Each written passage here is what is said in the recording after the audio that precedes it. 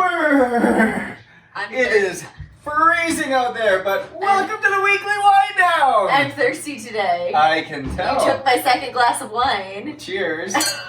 Cheers. And cheers to you guys. Welcome to another episode. I don't know, what episode are we on? I don't know, it's got to be close to 30 now. Yeah. So this is Canada, I think part 4? I don't know, but it has turned cold outside. Yes. That is why we are by the fire tonight. And it's about 20 degrees. 20 degrees Fahrenheit, really cold. It started to snow. Snow's outside, and we have a phenomenal red here. What do we have? We sure do. So it's actually a Canadian wine from the Okanagan Valley in BC. It's called Burrowing Owl. It's a Syrah, 2017 Syrah, and it's one of the best Syrahs I've had in quite a few years. So we highly, highly suggest this if you can find a Canadian wine. It is amazing. We actually went to the Workshop Eatery yesterday, and they had all Okanagan wines, and they were amazing. But in doing that, and again, kind of our message today is about the importance of family and the importance of showing up and being there. And that's kind of why we're in Canada and why we're here.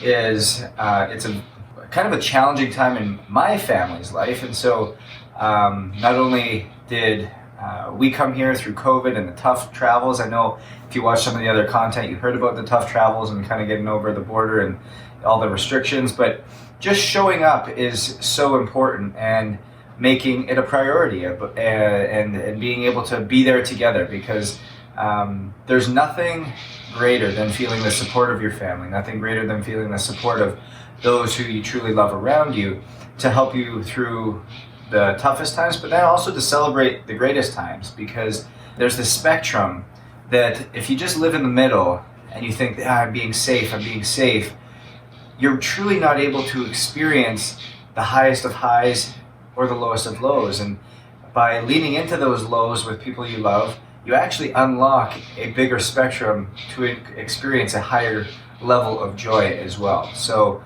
showing up for family, being there with family is super important, and then obviously Elise also supports us as well. So it's a holistic model that the more that you show up for others, it's amazing what happens when that network and family also then shows up for you. Yeah, of course. And I think, Justin used an example of coming out here during a really tough time, but it's also important to make sure you prioritize them in times that are not so tough.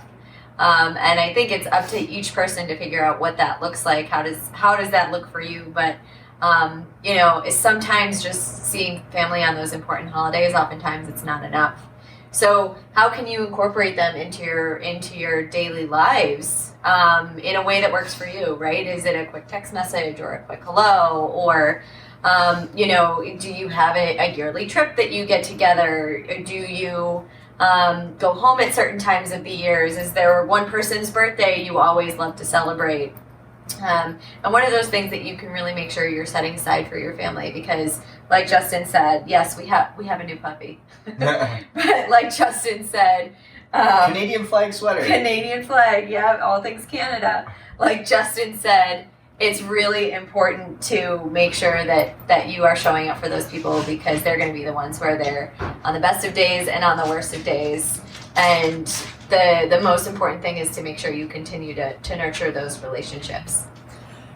And I think the biggest thing, Elise talked about being able to even start building that in. Like, so you might be listening to this and go, yeah, sometimes I don't prioritize it, or sometimes I don't do these things. And I was in that point many a times throughout my life where I was in different cities and not available for things. But there's things you can do to take that first step to, is it, like Elise said, a phone call or a text message? But it's like any other habit. It's like any other thing that you develop. It's not going from really nothing all the way to what that perfect model would be, because again, we know perfection doesn't exist, but it's what's that first step? What's that first thing you can do that is better than what you're doing now? Is it that you really don't talk to your family, or you really don't talk to, you don't have a building relationship with that side or that network or whatever it is that you're looking for? Is it setting 45 minutes aside or half an hour aside or 15 minutes aside every Sunday to do a call. Yeah, I mean, that's a perfect example because even throughout COVID, since my parents live in the US and Justin's family lives in Canada, we've been able to see my parents quite a bit more than we've been able to see Justin's parents. And one of the ideas that we had was, why don't we once a month cook a dinner together? Yeah. And so that's something that we spoke with them and we're all on board, and it's something that we really enjoy doing. And so there's a lot of things like that you can do and just start somewhere. And then as you figure out what works, keep adding that in. Maybe you start to enjoy it. Maybe it starts to increase in frequency. Once you get consistent, what do? You add frequency. You can't do in the inverse because obviously we're going to just drop off once things get busy. But you get really consistent with something, and then you increase the frequency. And you might start to say, you know what, this isn't working for us. And so then you change it up. But it always starts somewhere. Find out what that starting point is and be able to, again, take action on it.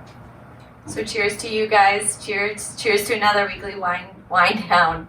Go on it. And cheers to family. Cheers to family. Stay warm. Cheers to Canada. Stay warm. Stay warm. Go own it.